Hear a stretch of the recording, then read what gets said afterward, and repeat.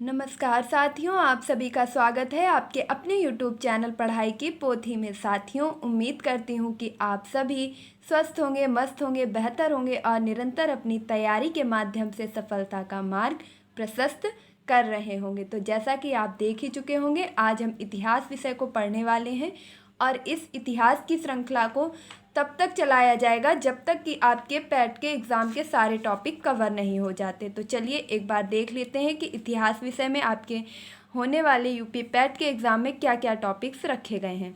तो जैसे आप देख रहे होंगे, ये आपके पैट का जो अनुमोदित पाठ्यक्रम है वह आपके यहाँ पर दिया गया है, जिसमें भारतीय इतिहास से कुल 5 अंक के प्रश्न बनेंगे, जिसमें जो टॉपिक्स हैं आपके वो हैं सिंधु घाटी की सभ्यता, वैदिक संस्कृति, बौद्ध धर्म, जैन धर्म, मौर्य वंश, इसके साथ साथ आपके गुप्त वंश जिसमें समुद्रगुप्त, चंद्रगुप्त द्वितीय और हर्षवर्धन, राजपूत काल, सल्तनत काल, मुगल साम्राज्य, मराठा साम्राज्य, इसके साथ साथ आप देखेंगे ब्रिटिश राज का अभ्युदय एवं प्रथम स्वतंत्रता संग्राम और ब्रिटिश राज का सामाजिक आर्थिक प्रभाव। तो ये कुल मिलाकर के जो टॉपिक दिए गए हैं वह आपके भारतीय इतिहास से संबंधित हैं।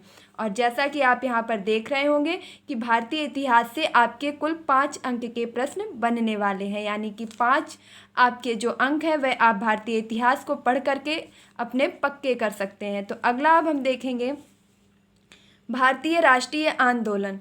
तो स्वाधीनता आंदोलन के प्रारंभिक वर्ष, स्वदेशी तथा सविनय अवज्ञा आंदोलन, महात्मा गांधी तथा अन्य नेताओं की भूमिका, क्रांतिकारी आंदोलन तथा उग्र राष्ट्रवाद का उदय। नेक्स्ट है आपका विधायी संशोधन तथा ब्रिटिश इंडिया एक्ट 1935 और भारत छोड़ो आंदोलन, आज़ाद हिंद फौज और इसके साथ साथ नेताजी सुभाष चंद्र बोस। तो यहाँ पर अगर मैं बात करूँ कि 5 अंक आपके भारतीय इतिहास से और 5 अंक आपके भारतीय राष्ट्रीय आंदोलन से, यहाँ पर कुल मिलाकर के आप टारगेट करेंगे 10 अंकों का। तो मैं आपको बता दूं कि इस प्लेटफॉर्म के माध्यम से आपको यह पूरे के पूरे 10 नंबर की एक ठोस तैयारी करवाई जाएगी, जिसका पहला वीडियो आज हम देखने वाले हैं। तो सबसे पहले हम शुरू करेंगे भारतीय इतिहास के टॉपिक नंबर फर्स्ट, यानी कि सिंधु घाटी सभ्यता से। देखिए, इससे जितने भी इम्पॉर्टेंट क्वेश्चंस निकल सकते हैं उन सभी को हम हैंड रिटन नोट्स के माध्यम से पढ़ेंगे। इसके साथ साथ हम एक एक करके सभी टॉपिक्स को क्लियर करते जाएंगे। तो चलिए अब हम स्टार्ट करते हैं, बिना समय व्यर्थ किए सीधे अपने टॉपिक पर चलते हैं। और कम समय में बेहतर कंटेंट के लिए पढ़ाई की पोथी को सब्सक्राइब करना बिल्कुल भी ना भूलें। तो फटाफट से अपने नोट्स और पेन लेकर के बैठ जाइएगा, सभी इंपॉर्टेंट क्वेश्चन आपके सामने हैं। सर्वप्रथम ईस्वी 1921 में राय बहादुर दयाराम साहनी ने हड़प्पा नामक स्थान पर इसके अवशेष खोजे। किसके? सिंधु घाटी सभ्यता के। तो सिंधु घाटी सभ्यता की खोज कब की गई? 1921 ईस्वी में। और किसके द्वारा? तो राय बहादुर दयाराम साहनी के द्वारा। मैं एक ही बात कहूँगी कि यहाँ आप राइटिंग को अवॉइड कीजिए।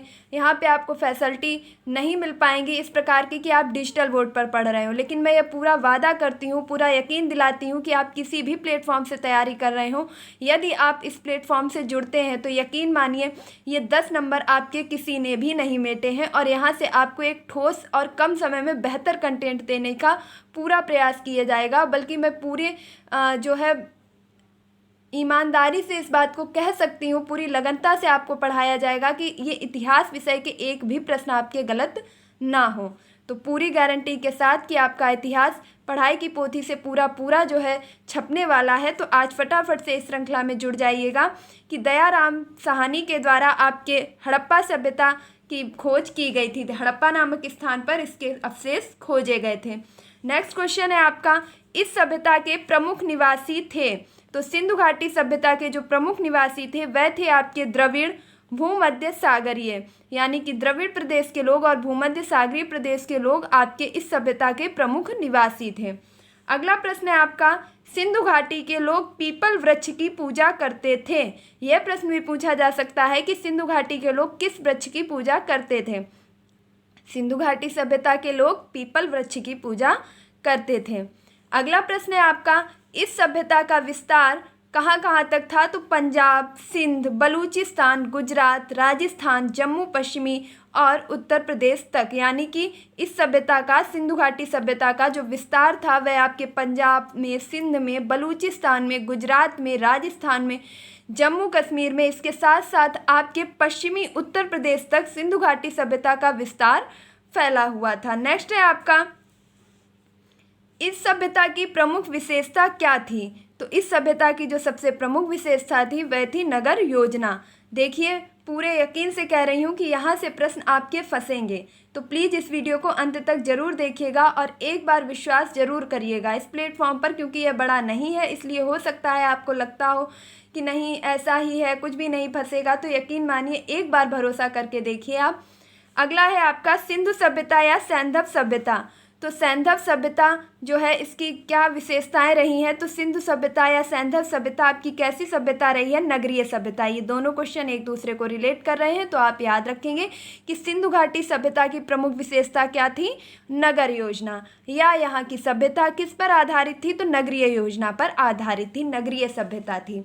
अगला प्रश्न है आपका, सिंधु सभ्यता से प्राप्त परिपक्व अवस्था वाले स्थल में केवल 6 को ही बड़े नगरों की संज्ञा दी गई।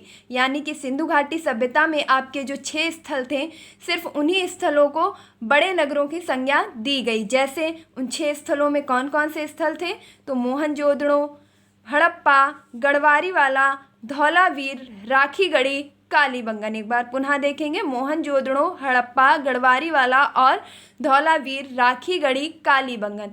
इन 6 नगरों को बड़े नगरों की संज्ञा दी गई थी। अगला प्रश्न है आपका, स्वतंत्रता प्राप्ति के बाद हड़प्पा संस्कृति के सर्वाधिक स्थल गुजरात में खोजे गए। प्रश्न आपसे पूछा जा सकता है कि स्वतंत्रता प्राप्ति के बाद सर्वाधिक हड़प्पा कालीन स्थल कहाँ पर खोजे गए। तो हड़प्पा संस्कृति के सर्वाधिक स्थल आपके खोजे गए गुजरात में। अगला प्रश्न है, सिंधु सभ्यता का बंदरगाह है। तो सिंधु सभ्यता का बंदरगाह कौन सा था, यहाँ पर 2 बंदरगाह थे आपके, लोथल एवं सुतकोतदा। तो सिंधु सभ्यता के 2 बंदरगाहों के नाम बताइए। सिंधु के 2 बंदरगाह कौन से थे, लोथल एवं सुतकोतदा। अगला प्रश्न है आपका, प्रमुख खाद्यान्न। सिंधु सभ्यता के प्रमुख खाद्यान्न कौन से थे, वहाँ के लोग किस खाद्यान्न को सर्वोपरि मानते थे। तो गेहूँ और जौ। गेहूँ और जौ वहाँ का प्रमुख खाद्यान्न था। अगला है आपका, जुते हुए खेत तथा नक्काशीदार ईंटों के प्रयोग का साक्ष्य कालीबंगन से प्राप्त हुआ। प्रश्न आपसे पूछा जाएगा कि जुते हुए खेतों का या नक्काशीदार ईंटों का प्रयोग जो है, इनके साक्ष्य आपको कहाँ से प्राप्त हुए हैं, हड़प्पा से, कालीबंगन से, लोथल से, मोहनजोदड़ो से। तो कहाँ से प्राप्त हुए हैं, कालीबंगन से। इस चीज़ को याद रखेंगे। कालीबंगन का अगर शाब्दिक अर्थ पूछा जाए तो होता है काली चूड़ियाँ। कालीबंगन का अर्थ किससे लगाया जाता है, काली चूड़ियों से लगाया जाता है। और कालीबंगन में आपके क्या साक्ष्य प्राप्त हुए थे, तो नक्काशीदार ईंटों के साक्ष्य और इसके साथ साथ जुते हुए खेत के प्रमाण भी आपके कालीबंगन से प्राप्त हुए थे। देखिए, मैं बार बार कहूँगी कि आप प्लीज़ राइटिंग को अवॉइड कीजिए, बस आप अगर ध्यान से सुन रहे हैं तो भी आप समझ पाएंगे, और बेहतर होगा कि इसे नोट्स में लिख लें ताकि अंतिम समय में आप इन्हें फटाफट रिवाइज कर सकें। सैंधव सभ्यता की सबसे बड़ी इमारत कौन सी थी। तो सैंधवकालीन सबसे बड़ी इमारत जो थी वह थी आपकी मोहनजोदड़ो से प्राप्त अन्नागार। तो ये आपसे कई बार पूछा जा चुका है कि मोहनजोदड़ो से प्राप्त अन्नागार सैंधवकालीन सभ्यता की सबसे बड़ी इमारत थी। अगला प्रश्न है, स्वास्तिक चिन्ह। हम सभी जानते हैं कि हिंदू परंपरा के अनुसार जो सबसे शुभ चिन्ह माना गया है वह आपका स्वास्तिक चिन्ह है। तो जो आज यह स्वास्तिक चिन्ह हम प्रयोग कर रहे हैं, हमारी संस्कृति में, हमारे हिंदू धर्म में सबसे पवित्र माना जाता है। तो इस स्वास्तिक चिन्ह का सबसे पहले प्रयोग किसने किया, ये किस सभ्यता की देन है, तो हड़प्पा सभ्यता की देन है। इस चीज़ को याद रखेंगे, स्वास्तिक चिन्ह हड़प्पा सभ्यता की देन है। अगला प्रश्न है आपका, अग्निकुंड लोथल एवं कालीबंगन से प्राप्त हुए। ये प्रश्न भी आपसे पूछा जा सकता है कि अग्निकुंड आपके किस स्थान से प्राप्त हुए हैं। तो लोथल एवं कालीबंगन से आपके अग्निकुंड प्राप्त हुए हैं। और अभी अभी मैंने आपको बताया था कि लोथल में आपके बंदरगाह था और कालीबंगन में आपके नक्काशीदार ईंट और जुते हुए खेतों के प्रमाण भी प्राप्त हुए हैं। तो अब आप याद रखेंगे कि लोथल और कालीबंगन में अग्निकुंड प्राप्त हुए थे। अगला है आपका, हड़प्पा की विहरों पर सबसे अधिक एक श्रृंगी पशु का अंकन है। आपसे पूछा जाएगा कि किनकी विहरों पर एक श्रृंगी पशु का अंकन है, तो हड़प्पा की विहरों पर सर्वाधिक एक श्रृंगी पशु का आपके अंकन मिलता है। अगला प्रश्न है, मोहनजोदड़ो से प्राप्त एक शिला पर 3 मुख वाले देवता, मोहनजोदड़ो से प्राप्त एक शिला पर 3 मुख वाले देवता जिनका क्या नाम था, तो पशुपति देवता की मूर्ति मिली। उनके चारों ओर कौन कौन से पशु थे, तो हाथी, गैंडा, चीता एवं भैंसा विराजमान थे। तो सिंधु सभ्यता में मोहनजोदड़ो से एक शिला प्राप्त हुई जिस पर 3 मुख वाले देवता की आकृति छपी हुई थी और वह थे आपके पशुपति देवता, और इनके चारों ओर आपके जो भी पशु थे वह थे हाथी, गैंडा, चीता एवं भैंसा की आकृति विराजमान थी। नेक्स्ट है आपका, नर्तकी की कांस्य मूर्ति मोहनजोदड़ो से मिली। जो आपके कांस्य मूर्ति है, नर्तकी की कांस्य मूर्ति है, आपके कहाँ से प्राप्त हुई है, तो मोहनजोदड़ो से आपके नर्तकी की कांस्य मूर्ति प्राप्त हुई है। अगला प्रश्न है, सिंधु सभ्यता की लिपि, सिंधु सभ्यता की लिपि कैसी थी, तो सिंधु सभ्यता की लिपि भाव चित्रात्मक थी। सिंधु सभ्यता की लिपि कैसी थी, भाव चित्रात्मक। अब यहाँ भाव चित्रात्मक का अर्थ है कि सिंधु सभ्यता से ऐसी लिपि प्राप्त की गई जिसे पढ़ा नहीं जा सका था। वह बात करूँ तो भावात्मक लिपि थी जिसे नहीं पढ़ा जा सका था, तो कहा गया ये भाव चित्रात्मक लिपि से संबंधित है, यानी कि यह सिंधु सभ्यता की जो लिपि है वह कैसी है, भाव चित्रात्मक है। अगला प्रश्न है आपका, सिंधु सभ्यता के लोगों ने नगरों तथा घरों के विन्यास के लिए कौन सी पद्धति अपनाई थी, तो ग्रीड पद्धति अपनाई थी। सिंधु सभ्यता के लोगों ने नगरों और घरों के विन्यास और निर्माण के लिए कौन सी पद्धति अपनाई थी, ग्रीड पद्धति अपनाई थी। अगला प्रश्न है आपका, खिड़की दरवाजे अंदर की ओर खुलते थे। जो सिंधु सभ्यता थी उसमें जो खिड़की थे, दरवाजे थे, वह कहाँ की ओर खुलते थे, अंदर की ओर या बाहर की ओर, तो खिड़की और दरवाजे अंदर की ओर खुलते थे।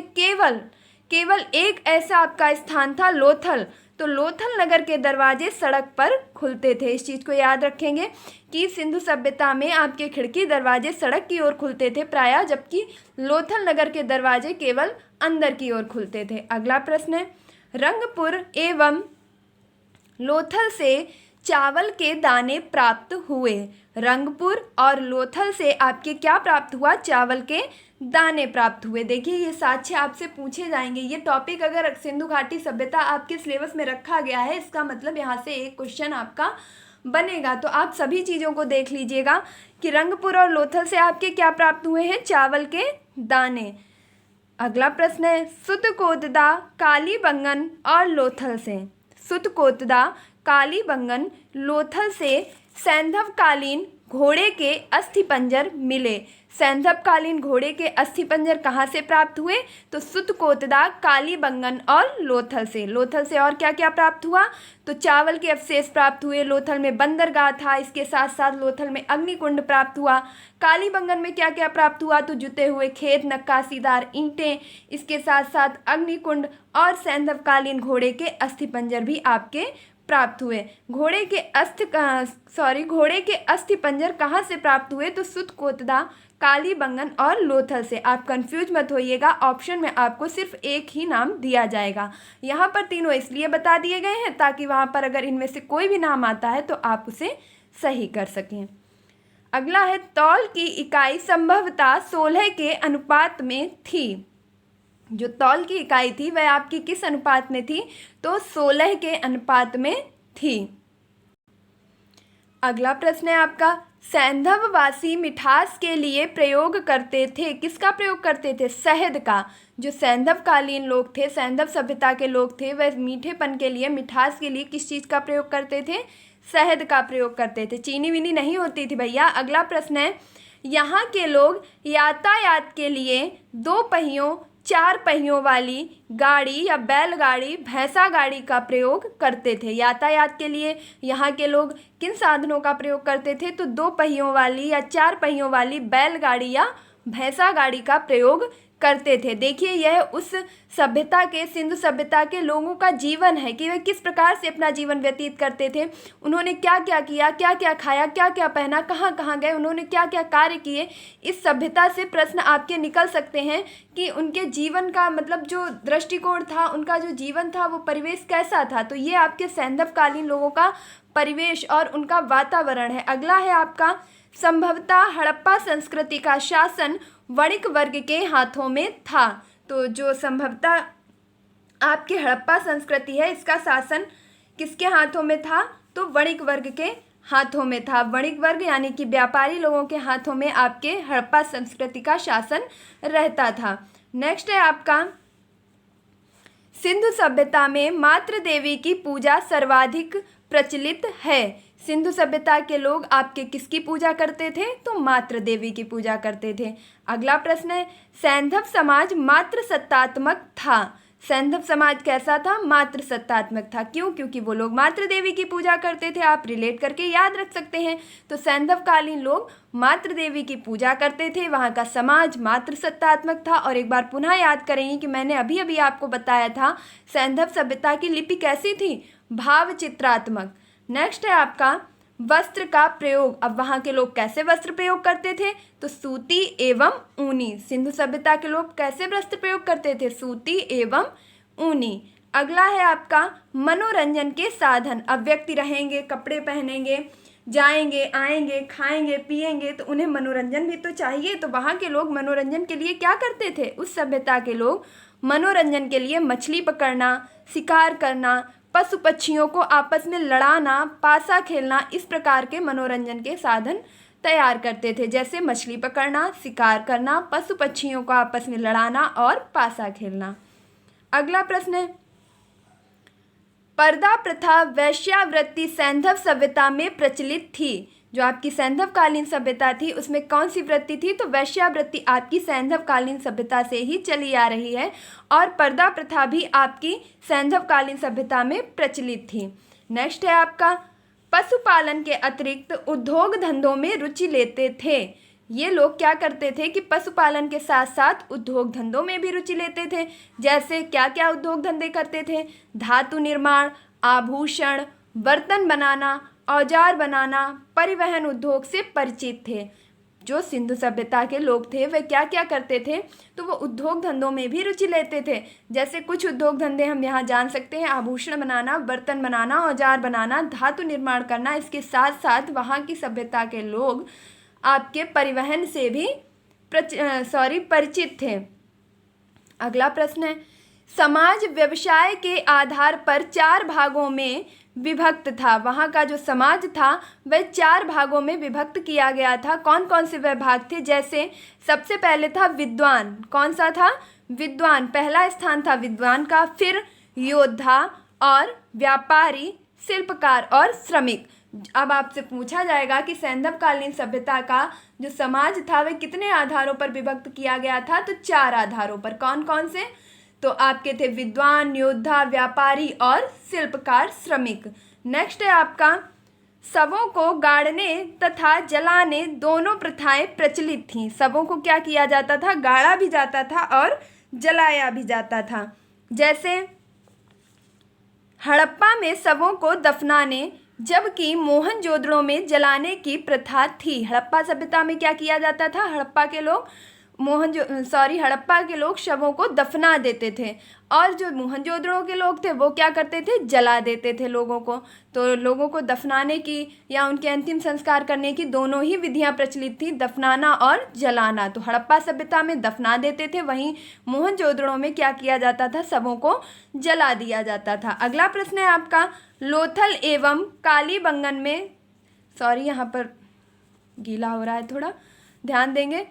लोथल एवं कालीबंगन में युग्म समाधियां मिली। देखिए अगर आपको कुछ भी चीज़ देखने में दिक्कत हो रही है तो मैं बराबर बोलती हूँ, आप सुनकर भी लिख सकते हैं। तो लोथल एवं कालीबंगन में आपके क्या प्राप्त हुई हैं, युग्म समाधियां प्राप्त हुई हैं। जैसा कि अभी आपने पीछे क्वेश्चन में पढ़ा था कि लोथल एवं कालीबंगन में आपको क्या मिले थे, अग्निकुंड भी मिले थे। तो आप दोनों चीज़ों को रिलेट करेंगे कि लोथल एवं कालीबंगन में आपको अग्निकुंड मिले और यहाँ पर युग्म समाधियां भी मिली। यह प्रश्न आपका अति महत्वपूर्ण है, इसे बिल्कुल जल्दी से नोट कर लीजिएगा कि लोथल एवं कालीबंगन में आपकी युग्म समाधियां मिली थी।